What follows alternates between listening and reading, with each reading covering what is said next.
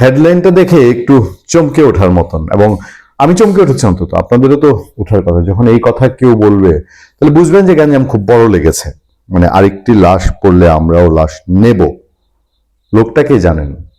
আমি তাকে সবসময় বলি যে অন্য যারা আছে এনসিপি টেনসিপি অন্য মাথারা, তার চেয়ে এই লোকটা ঠান্ডা মাথার খেলোয়াড়, এবং উপদেষ্টা থাকাকালীন অবস্থায় তার যত কাজকর্ম সবগুলোর মধ্যে, যেমন আসিফ মোহাম্মদ সজীব ভাই যেভাবে দুর্নীতিতে অভিযুক্ত হয়েছেন তার চেয়ে কম হয়েছেন তিনি। তিনি হচ্ছেন মাহফুজ আলম।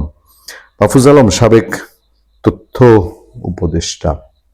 আরেকটি লাশ পড়লে আমরাও লাশ নেব বলে হুঁশিয়ারি দিয়েছেন অন্তর্বর্তী সরকারের সাবেক উপদেষ্টা মাহফুজ আলম। সোমবার বিকেলে রাজধানীর কেন্দ্রীয় শহীদ মিনার ইনকিলাব মঞ্চে সর্বদলীয় প্রতিরোধ সমাবেশে হুঁশিয়ারি উচ্চারণ করেন তিনি। মাহফুজ আলম বলেন, খুবই সংকটময় পরিস্থিতি সামনে। খেয়াল করবেন, মাহফুজ আলম যখন এই কথা বলছেন, একটি লাশ পড়লে আমরাও লাশ নেব। অনেক ধৈর্য ধরা হয়েছে, আর না আইনের ফাঁক ফুকর গলিয়ে ভারতে আশ্রয় নিয়ে ভাইদের উপর হামলা করবেন, এটা আমরা বরদাস্ত করব না। অভ্যুত্থানের পর লড়াইয়ে পরাস্ত হয়েছি বলেই হাদি গুলিবিদ্ধ মন্তব্য করে মাহফুজ আলম বলেন, এই লড়াই দীর্ঘ। এর জন্য আমার প্রথমে বলেছি মুজিববাদের মূল উৎখাত করতে হবে। মুজিববাদের মূল কিভাবে উৎখাত করবেন? 32 নম্বর ভেঙেছেন, টুঙ্গিপাড়া ভেঙে। আর এর বাইরে কি? আওয়ামী লীগের তো দায়িত্বশীল কোনো মানুষজন, আওয়ামী লীগের দায়িত্বশীল, অদায়িত্বশীল তো কাউকে আমরা সমাজে দেখি না, কেউ কথাও বলে না, তো তাদের কোনো রাজনৈতিক কর্মকাণ্ড নাই। তাহলে আর কি তরিকা? এটা একটু ক্লিয়ার করে তারা বলতেন যে এই তরিকা দিয়ে মুজিববাদের মূল উৎখাত করা সম্ভব, কিন্তু সেই চেষ্টা কমই দেখেছি। এখনো মুজিববাদ বিরোধী লড়াইয়ে আমরা পিছিয়ে আছি, মাহফুজ আলম বলছেন।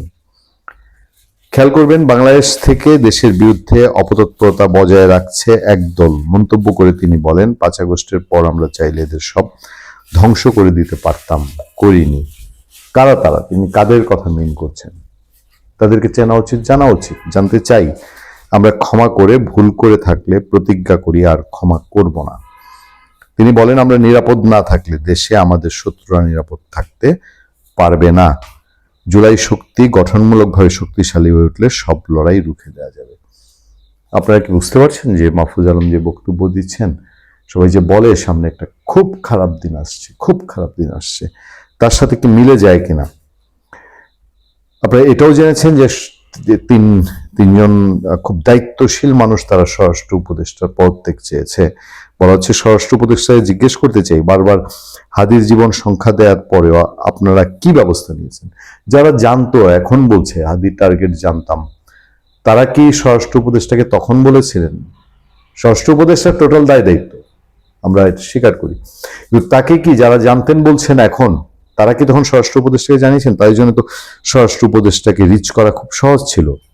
এই উপদেষ্টাকে নির্বাচন পর্যন্ত যাওয়া যাবে না। আমরা সবাই তার পদত্যাগ দেখতে চাই বা এরকম বলতে রয়েছেন, লাইনটাই বোধহয় একটু ভুল আছে। আগামী 24 থেকে 48 ঘন্টার মধ্যে স্বরাষ্ট্র উপদেষ্টাকে পদত্যাগ করতে হবে। হাদি আমাদের সবার মধ্যে রয়েছে, হাদির উপর হামলাকারীদের গ্রেফতার করতে হবে।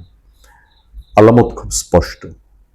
সুতরাং ওই যে সবাই বলছেন সাবধানে থাকবেন, নিরাপদে থাকবেন, সেই পথ কি দিন দিন খুব বন্ধুর। ভালো থাকবেন, সুস্থ থাকবেন। আপনার সাথে আমি আতিক রহমান, পূর্ণিয়া।